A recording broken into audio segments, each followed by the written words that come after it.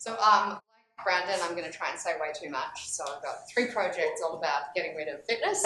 And, this just tells you that if I don't get to number 3, you can talk to me if you want to know anything about Haldane's cluster selection. All right. So let's start with the beginning, which is, usually when I want to get rid of something, which is very frequently, I ask, well, what would I be missing if I got rid of it? So, what is it that the work that fitness is doing for me that if I scrub the word from my vocabulary, what am I currently using it for that I might miss? So that's this idea, what work is it doing? And what we do when we use fitness, and I'm not talking so much about inferences, these sort of the what if kind of questions that many of us ask, is we're generally assigning some kind of short-term fitness to some model in order to derive the answer to some question about what evolves. So that's usually the work that fitness is doing. What fitness we assign will be different in different models. So absolute versus relative fitness is one example. So we use the same S, confusingly, whether we're talking about the absolute expected number of surviving offspring or the relative contribution to the gene pool. And I'd say that, really what we're actually assigning is neither of those things. That behind each assignation of fitness, we are in fact assigning vital rates of birth, death, and growth. So, for example, a Wright-Fisher model has differences in types in their birth rates and a constant death rate and only one life history stage, and so the growth doesn't apply, right? And those are assumptions about birth, death, and growth. And that every time we assign fitness, we are potentially implicitly always making assumptions about birth, death, and growth. And then, having made those assumptions, we then derive things. And so classically, if we're absolute fitness, we might put into a branching process and derive the probability that a beneficial mutation becomes established. Whereas relative fitness, we might be deriving the sojourn time during how long fixation takes. So we're doing something with it to get some outcome that tells us something about what will evolve. And these are sort of intermediate steps in doing that. So, important point, often not understood, that absolute fitness is B over D. Malthusian parameter is B minus D. They do not contain the same information. There are 2 parameters here. And what you get out of them is also different. What you're getting out of them might be a probability for the dimensionless one. What you're getting out of them is a rate for the one that still has rates.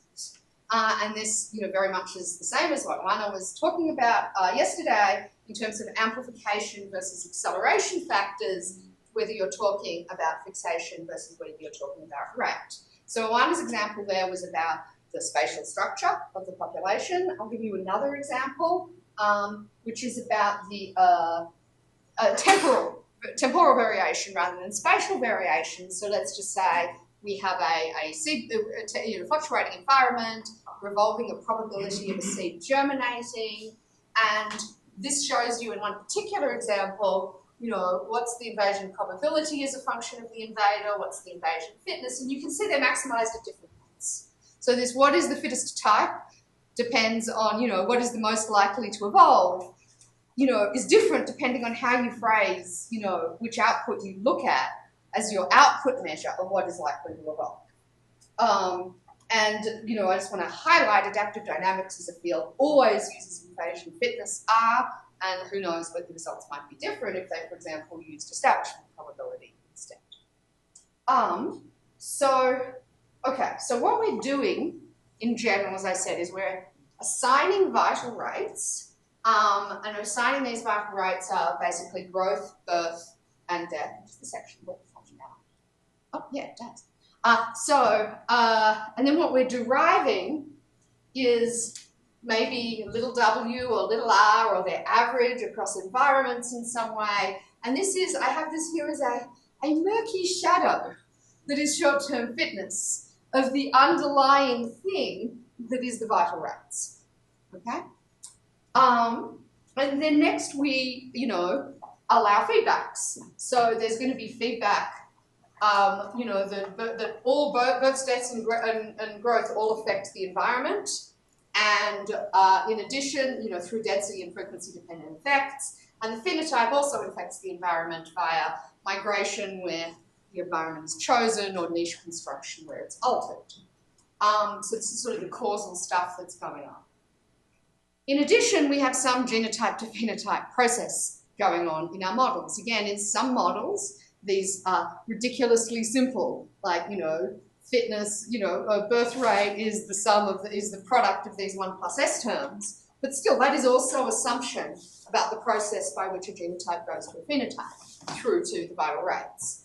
And in more complex models, we may explicitly consider the developmental environment, for example, and the informational environment, and in between those two, there's something we're calling strategy, which is given the information environment, what are you going to try to do? What's your organism trying to do? And then the phenotype is, given the constraints of development, what does it actually succeed in doing? And then the selective environment acts on that. And then we want to know when we want to know what evolves, we're usually asking questions about strategies. Like those are the things that are biologically complex and interesting. And so to sort of close the loop on those, what we want to do is we want to somehow figure out genetic lineages. So genetic lineages are like, let's introduce a new mutation, what happens to it? And that's all of the fate of that. And our idea of long-term fitness is this hazy shadow of the entire complexity of the system, but more specifically, primarily it's a hazy shadow of the fate of the genetic lineages, which in a very complex way end up affecting the strategies and hence their evolution. So more about lineages. So lineages, in the terms of Jeremy's paper, are the things that bear fitness, the long-term fitness, that is. Short-term fitness doesn't exist, that's just vital rates. So a lineage, to be clear, it is an object, a physical object in space-time. It is defined through the physical act of inheritance from the point at which it appears or begins, typically by mutation, to the point in which it fixes or goes extinct. That is the lineage. If you have recombination, each gene's lineages will be nested differently. We've talked about ancestral recombination graphs. It excludes, it's not the same as the fate of an allele because lineages consider, if the same alleles generated multiple times, those are different lineages. But it includes second-order affections where you have back mutations, where you have epi-mutations. It includes, follow-on things enabling you to study evolvability and questions like that with this approach. So now lineages have the fitness, but how do we describe that fitness of lineages, that mythical long-term fitness? And of course that is stochastic. One common, or increasingly common method is the ratio of fixation to counter-fixation probabilities. So this is basically the odds. If you take the limit of rare symmetric mutation, which state are you likely to be in on account of selection? And then you can multiply it by the mutation bias, and you can then piece out the relative roles of mutation and selection in causing one thing versus the other. So great thing, I've used this, it's awesome, but it's not the only way of doing it. Another way that, again, back to Jeremy's paper, is inclusive fitness, normally thought of as an organismal property, but the point here really is that it's in fact a lineage property. Like, what do we do if we try and re-express lineage fate in per individual terms? And when we do that, when we sort of force the units to be per individual, we get inclusive fitness as a summary of the fate of lineages. But again, it's number 2 on the list. It is not the only way to summarize the fate of lineages. So we were kind of disturbed by the fact that we had no way of doing it for balanced polymorphisms. So we came up with one. And so this is just a picture of results for a simple hawk-dove game. But, there it sort of has 3 components. So, you might think, All right, the one that's more abundance at the mean, in the mean field approximation, that's the fitter one, and how abundant you are is your fitness. But there's also the probability that you establish, and there's also the sojourn time before you stochastically go extinct. And so really, what we took is the time integral of total abundance under that curve, which is approximately the product of these three components. And you can see here as a function of the cost benefit that in fact, the sojourn time ratio is more important than the mean abundance ratio. And in this Hawke-Dove game, the establishment ratio is not very important, right? But, this is a way of thinking about, how do I think? I can't just say what will invade. Both of them will invade the other. But yet, there are circumstances where one of them is dominant and the other isn't, so this is a way of quantifying fitness in a balanced model. So that's kind of number 3. Okay, but the main thing really here is just this picture. So this picture is a way of thinking and deconstructing and getting rid of fitness. Fitness, whether it's short-term or long-term, fitness is this shadowy thing down here, and these are the models with many simplifications, different spice in every single model. These are the models that we're studying, and we're answering this question: what does natural selection favour, or what does natural selection plus something else favour, or whatever. So we want to know what the fate of strategies is. So thus ends part 1. And I'll move on to part 2. How do we think about strategies? So I'm a great fan of Grimes' triangle as strategies. It's shown here for corals. There was an old paper I haven't been able to find that actually applied it to scientists. If anyone can remember it, please point it to me again, because I don't know who to credit. But these competitors overshading their big molecular biology labs, throwing a lot of resources at the next most obvious question. I'm sort of over here as a more or less a bee specialist trying to colonize and get ahead of the curve and work with the short attention span on many things, and maybe one of them will become popular one day. And then there's niche tolerators, who specialize in one thing, don't have that many competitors, do it very well, and so on. But anyway, whatever it is, there are those that specialize in births and dispersal, those that specialize in avoiding death, and those that specialize in head-to-head competition in a high-density environment. And I think this density, is a really important axis of the different strategies, and these strategies are why fitness is problematic. So I find really curious that PopGen has, or the Wright-Fisher model and so on, emphasizes this competition, despite the fact that the history of evolution of life on Earth, there's clearly been, it hasn't been zero-sum, there's more body mass now than there used to be, kind of thing. Whereas ecology and economics tend to emphasize B and D, which, there's not necessarily as much progress in those fields, perhaps, all the time. So I find it a little weird, but the fact is that when we make underlying assumptions that competition is C, known as W to us, or that competition is B, then we take on a lot of, we make a lot of implicit assumptions about which strategies are being played routinely and which ones are the special ones, which ones are the normal and which ones are the spice. And I think it's important that all 3 of them are really important forms of competition.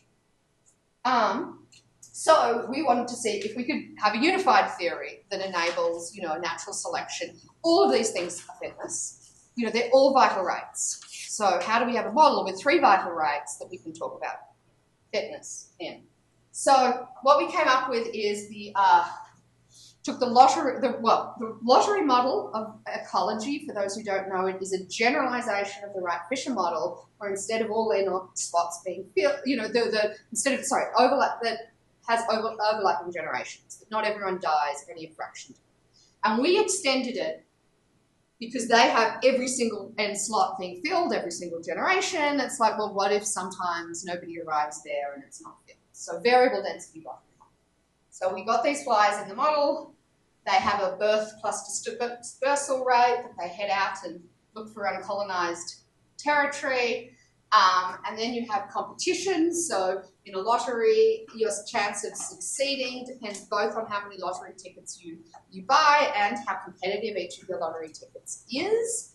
And then, according to those probabilities. Black flies or white flies win in this picture, and then you have a round of death that, you know, frees things up. So Jason Bertram heroically solved analytically this system. So this is just death, you know, that there's a probability here of surviving death, and then there's how many you gain each time step, and how many you gain each time step is going to be proportional to how many propagules you have and their probability of landing on a patch where they have a chance. And then you solved it by taking 3 cases. So this case is the easy one, the chance that our L is the total probability, and this is the chance it lands on an uncontested strategy, patch. If it lands on a contested patch, then the C term is going to come in. And there are 2 more cases, and the math is kind of ugly, but computers don't care. It's analytically solved. All right. This was actually pretty heroic work on Jason's part. So having solved it, we can now ask the question, is what we do in Pop 10 okay? How does the replicator equation bear up under this? We have this simple replicator equation. Can we get it back from Jason's model? And the answer is if you have selection on either D or C or B, and not the other 2, you get it back. If you have pleiotropy and your genotypes vary in more than one at the same time, you don't get it back. And the stronger the selection, the bigger the departure. But the departure is actually, it's not terrible.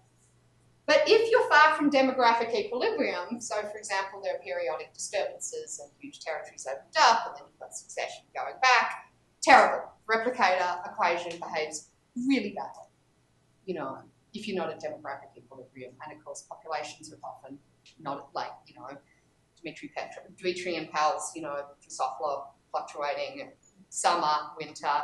We're often not at demographic equilibrium. All right. What's the S in the model though? How did you translate what you just described to S? So in this simple case, the D becomes like S, C becomes like S, B becomes like S. You know, differences in B, differences in D, differences in C, normalized differences will actually equal S. But in the cases where it's not, it doesn't matter what value. Point, yeah, doesn't matter what value of S. It doesn't fit. There is no value of S for. Yeah, that's right. Okay, so the question is, how does PopGen get away with it for so long? And I think the answer is we just, you know, we ignore density. How have we gone this long? I mean, I know there's exceptions, but mostly in our, so how have we gone this long treating density as a spice, right? And the answer is like, how did we even do that? You know, and the answer is that, you know, what we do is we have, you know, here are our flies, and they give rise to some obscenely large number, and then we select usually on fertility. But if you do simulations on zygote fertility in a case with low selection, you'll notice something. So basically, how we get away with it is basically you do all your selection on the juveniles or on the fertility, and then you do density regulation afterwards, and then selection never affects density, right? Because you just patch it all up after the fact. You normalize, get back to your population size. But the problem is that it assumes literally infinite reproductive excess. So if you've ever done a rejection sampling with zygote viability with like really low fitnesses, you will keep selecting until you start to get really weird, extra special fit recombination events, double mutation events, like truly bizarre stuff. And your simulation will also take a very long time to reach a population size event. Like we shove this under the carpet, but it is in fact built in, you know, in our choices that we are assuming there is literally infinite reproductive excess. So, you know, in contrast, in ecology, you know, usually the opposite assumption is made, that there is zero reproductive excess. Here's the NDT, and every change in birth and death, there's no compensation at all, immediately affects N. And our approach is basically by using 2 life history stages, we put a finite reproductive excess in, and we get model 3 vital rates, and each of them interacts differently with density, whether it changes density, is changed by density, or both. Sort of we have those bases covered in those 3 points. All right, I going to get to part 3? 2 minutes. Oh, shit. Okay, part 3 is what happens when we make reproductive excess finite. And the answer is Haldane 1957 happens, is what happens. You know, and for those of you, you know, this is the cost of selection that triggered neutral theory. There was an extremely seminal paper until everyone started ignoring it. It was ignored shortly after it was solved, both independently by Ney and Felsenstein. Of those 2 papers, this one has the best title. Well, 3 papers. This one has the best title, the most accurate title. That fertility excess necessary for selection to work, right? That's the correct way of framing Haldane's question. So the way we look at it is selective deaths. If they're a cost, you can think of them as being drawn from a budget of your reproductive excesses. And your selective deaths are basically the degree to which a mean individual survives and reproduces worse than it could have if it had the best genotype. And they did this by integrating, you know, those extra deaths over the course of a sweep.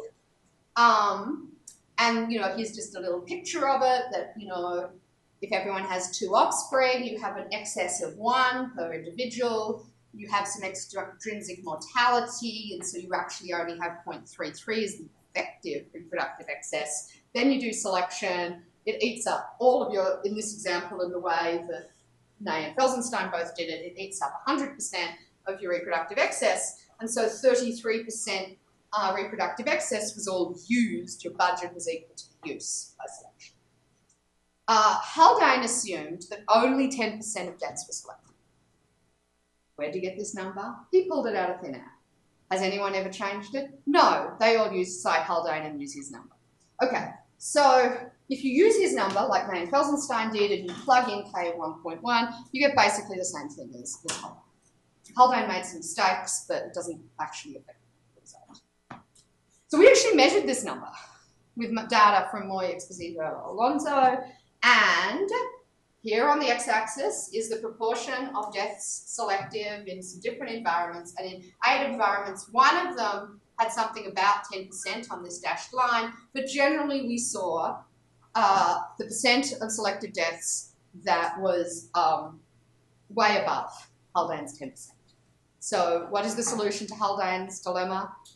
Really strong selection intensities in the real world. When you say selective deaths, you mean soft selection as opposed to hard selection, or what no? So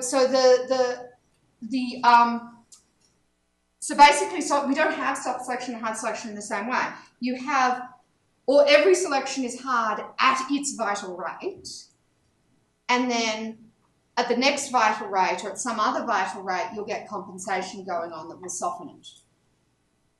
That makes sense. So it's a different way because it's not, selection is not necessarily hard or soft at the point at which it's. Yeah, I'm just wondering what you mean when you say selective. It means that others die regardless. Yeah, sorry, I went too fast. So basically, this is what selective deaths is. It's basically the deaths that occur that causally contribute to the changes in allele frequencies. So the deaths that are happening to make selection happen that would not have happened if you'd already got the best genotype. So it's relative to the best genotype present, and it's the ones that are affecting changes in allele frequencies. So it's a causal definition. That makes sense. And this is Haldane's definition. That part we haven't changed. A lot of other stuff we did was just to generalise Ney and Felsenstein's results across to more complicated situations so that we could apply them to data. S is bigger, it goes faster, and there are less total deaths. Well, one of his results is that it doesn't depend on S. That's what I thought. Yeah. So this is, when you integrate it, the S goes away because the time goes at 1 over S, that's right. So help me understand why going from 10% to 50% is... Because that's a selection coefficient, but selective deaths is a selection intensity. And Haldane was all about selection intensities. So that's not the, so yes. Basically, these are selection intensities. What percentage of all deaths are selective intensity? No coefficient. All right. So I got the bell, but just my I get to my conclusions. Do we need fitness?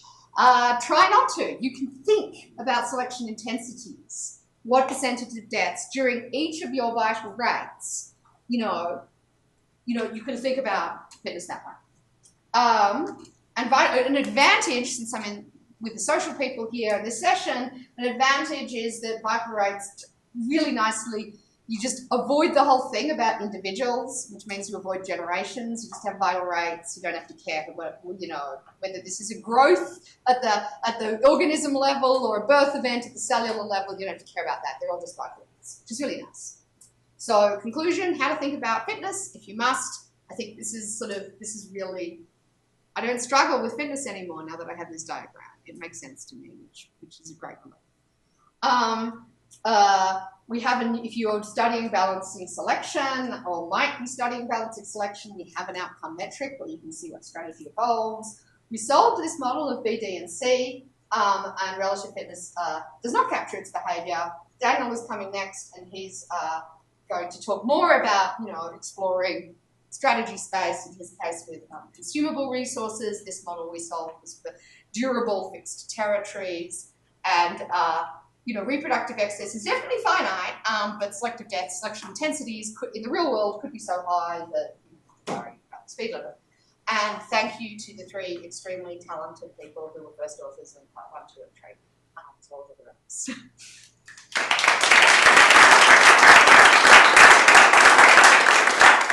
We've had a few questions, and time is getting long, so maybe one more.